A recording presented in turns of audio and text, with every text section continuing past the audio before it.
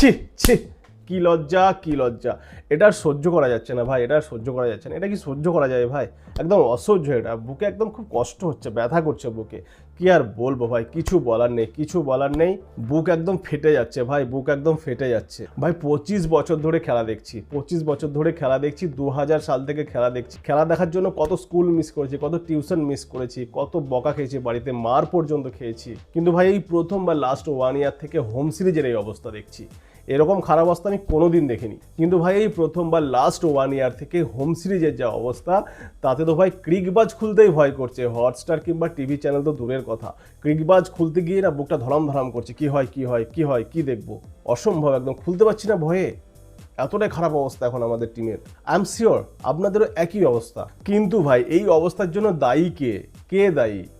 একাকি কোচ গৌতম গম্ভীর, নাকি পুরো সিস্টেম দায়ী? কিন্তু এটাতে ভাই সিস্টেমের আমি কোনো দোষ দেখতে পাচ্ছি না। তার কারণ হচ্ছে ভারতীয় দলের সিলেকশন কোচ এবং ক্যাপ্টেনের নির্দেশেই হয়।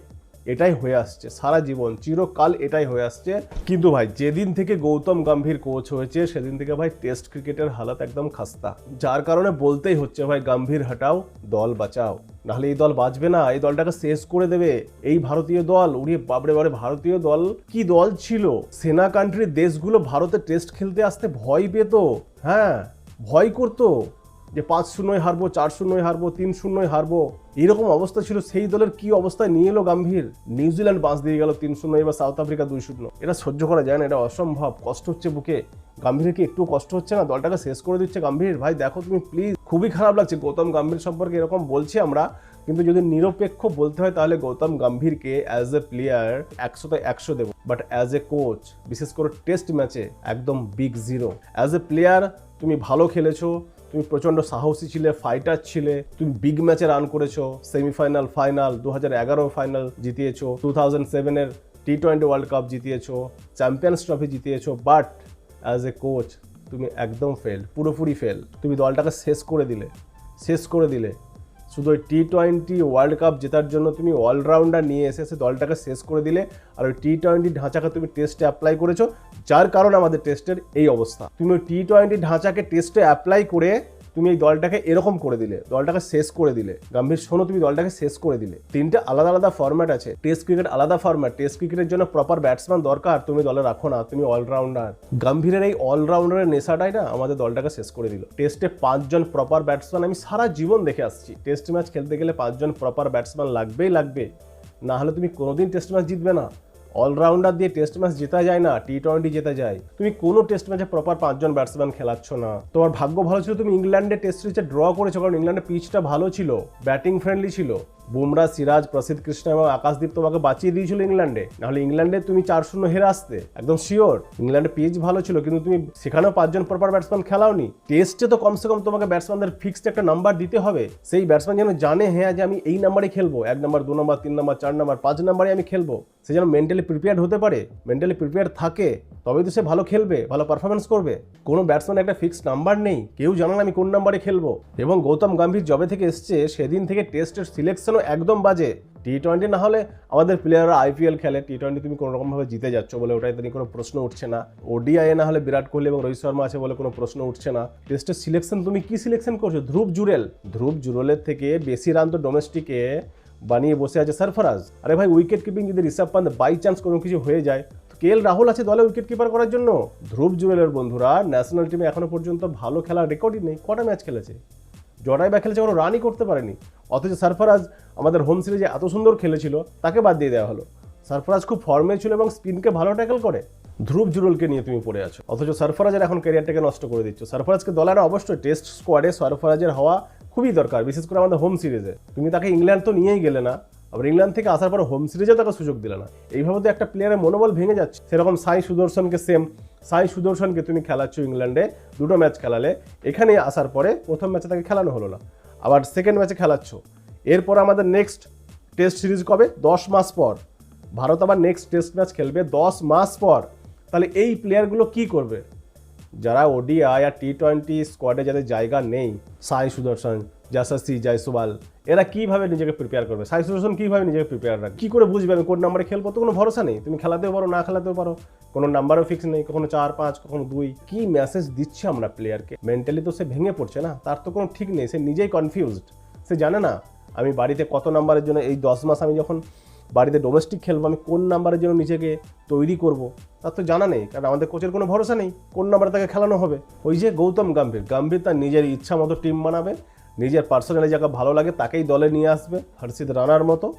দলের কি এলো কি গেল তার কোনো ঠাই ঠিকানা নেই। অথচ নিজে এদিকে প্রেস কনফারেন্সে বলবে যে আমাদের প্লেয়াররা ভালো খেলতে পারছে না, ক্রিজে গিয়ে সময় নেওয়ার দরকার, একটু মেন্টালি টাফনেস দেখাতে হবে। কিন্তু সেটা ভাই তুমি শেখাবে, তুমি কোচ, তোমার দায়িত্ব তাদেরকে শেখানোর। মুখে বললেই হবে না, কথাগুলো অ্যাপ্লাই করো, সেটা তো করছো না। WTC তো গেল 2-0 হোম সিরিজ হারলে তো মাইনাস পয়েন্ট পাবে, তুমি পার্সেন্টেজ পয়েন্ট তো মাইনাস হবে। এবার WTC কতটা টাফ হয়ে যাবে ফাইনালে যাওয়া ইন্ডিয়ার জন্য।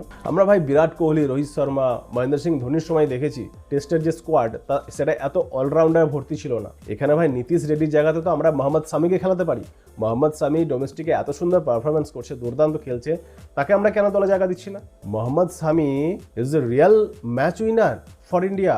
লং টাইম থেকে, বহুদিন থেকে ইন্ডিয়াকে টেস্ট ম্যাচ জিতিয়ে আসছে মোহাম্মদ শামি, ওডিআই ম্যাচ জিতিয়ে আসছে। মোহাম্মদ শামির মধ্যে সেই ট্যালেন্ট আছে, সেই কারিশমা আছে যে মারাত্মক সময়ে টার্নিং পয়েন্টে উইকেট নিতে পারে। নীতিশ রেড্ডিকে অলরাউন্ডার না ঠিকমতো ব্যাট করতে পারছে, না ঠিকমতো বল করতে পারছে। এটা তো সেই নাই মামা থেকে কানা মামা হয়ে গেল। কানা মামাতে টিম চলে না এখন, ওটা কথায় কথায় একটা প্রবাদ ছিল।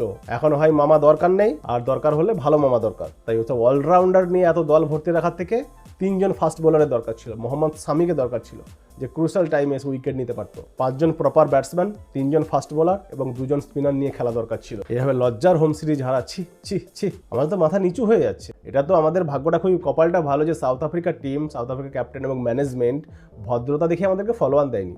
ফলোয়ান দিলে তো আরও একদিন আগে আমরা ম্যাচ হেরে যেতাম, কিছু করার থাকতো না। এদিকে গৌতম গম্ভীর প্রেস কনফারেন্সে বলছে টিম ট্রানজিশনের মধ্যে দিয়ে যাচ্ছে। গম্ভীর ভাই, ট্রানজিশন বলতে কি বোঝাতে চাইছো? বিরাট কোহলি, রোহিত শর্মা, চেতেশ্বর পূজারা, আজিঙ্ক্য রাহানে, মোহাম্মদ শামি সবগুলোকে একসঙ্গে তুমি বাদ দিয়ে দেবে, মানে কাউকে দলে রাখবে না? আর সেটা করে তুমি আজকে এই অবস্থা করেছো দলের। এটা দেখার মতো, এটা ভারতীয় ফ্যানকে সহ্য করবে না।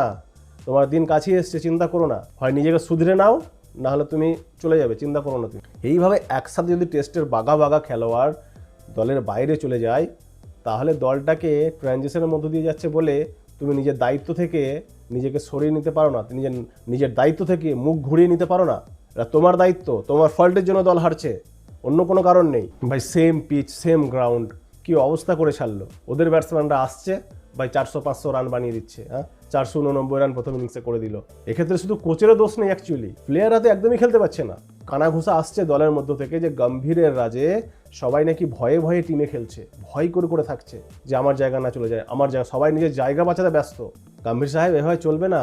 আর গম্ভীর সাহেব একবার কি বলেছিল, যখন রবি শাস্ত্রী কোচ ছিল আর বিরাট কোহলি ক্যাপ্টেন ছিল, বিরাট কোহলি ক্যাপ্টেন, রবি শাস্ত্রী কোচ, সেই মুহূর্তে একবার টেস্ট ম্যাচে হারাতে কি বলল গৌতম গম্ভীর, যে রবি শাস্ত্রী কি জিতেছে লাইফে, তার কাছে কোনো ট্রফি নেই, কোনো ICC ইভেন্টে ট্রফি নেই, নিজের কোনো খুব একটা বেশি ভালো খেলতে পারতো না, সে ভারতকে কি কোচিং করাবে? তুমি কি করছো ভাই? তোমার কাছে 3খানা ICC ট্রফি আছে, বলো তুমি কি শেখাচ্ছ? তো কাউকে আগে থেকে না এরকম ভুলভাল বলতে নেই। ভালো প্লেয়ার হলেই যে ভালো কোচ হবে তার কোনো মানে নেই। সবাই রাহুল দ্রাবিড় নয় যে প্লেয়ারেও গোল্ডেন, কোচেও গোল্ডেন। সবাই রাহুল দ্রাবিড়ের মধ্যে হতে পারে না, কিন্তু অনেকে আছে যারা জীবনে ভালো খেলতে পারেনি, বাট কোচিংয়ে খুব ভালো পারফরমেন্স দিয়েছে। ভালো স্টুডেন্ট মানেই ভালো টিচার হবে তার কোনো মানে নেই, এটাই বোঝার আছে গম্ভীর সাহেব। সেরকম আজকে তোমাকে রবি শাস্ত্রী পাল্টা দিচ্ছে, সেগুলো হজম করো। আজকে রবি শাস্ত্রীর কথা তোমাকে শুনতে হবে, ও তো সব ঠিক কথাই বলছে। তুমি একদিন বলেছিলে ভুল কথা, কিন্তু আজ রবি শাস্ত্রী তোমাকে নিয়ে কিছু বলেনি, টিমের খেলাটাকে নিয়ে বলছে, ব্যাটসম্যানদেরকে নিয়ে বলেছে। তো এটাই শেখার আছে তোমার। পার্সোনাল অ্যাটাক তুমি কাউকে করো না, তুমি পার্সোনাল অ্যাটাকও খুব করো, আর পার্সোনাল প্লেয়ারদেরকেও তুমি দলে খুব নিয়ে আসো। তোমার যে পার্সোনাল যাকে ভালো লাগে তাকেই তুমি দলে নিয়ে আসবে, এইভাবে টিমটাকে শেষ করে দিচ্ছ। এই গম্ভীরের উদ্ভট সব পরিকল্পনার জন্য কিন্তু দলটা আমাদের শেষ হয়ে যাচ্ছে বন্ধুরা। তো আজকে আর মন মেজাজ ভালো নেই, মানে এই হার সহ্য করতে পারছি না বন্ধুরা। ছোটোবেলা থেকে ক্রিকেটে মানে ভারত হেরে গেলে সেদিন পড়াশুনো করতে পারতাম না, খাবার খেতে পারতাম না, তো এখনও সেই একই কষ্ট হয়। এখন একটা দিন এটা ভুলতে পারবো না, খুব কষ্ট হবে বন্ধুরা। আমি জানি আপনাদেরও খুব কষ্ট হচ্ছে। তো এই ভিডিও সম্পর্কে, এই যেগুলো আমি কথাগুলো আপনাদের সাথে আলোচনা করলাম, এগুলো সম্পর্কে আপনাদের মতামত অবশ্যই কমেন্ট বক্সে জানাবেন। আজকের ভিডিওতে এটুকুই, দেখা হবে নেক্সট ভিডিওতে। ততক্ষণ পর্যন্ত ভালো থাকবেন, সুস্থ থাকবেন, সাবধানে থাকবেন। Thank you everyone.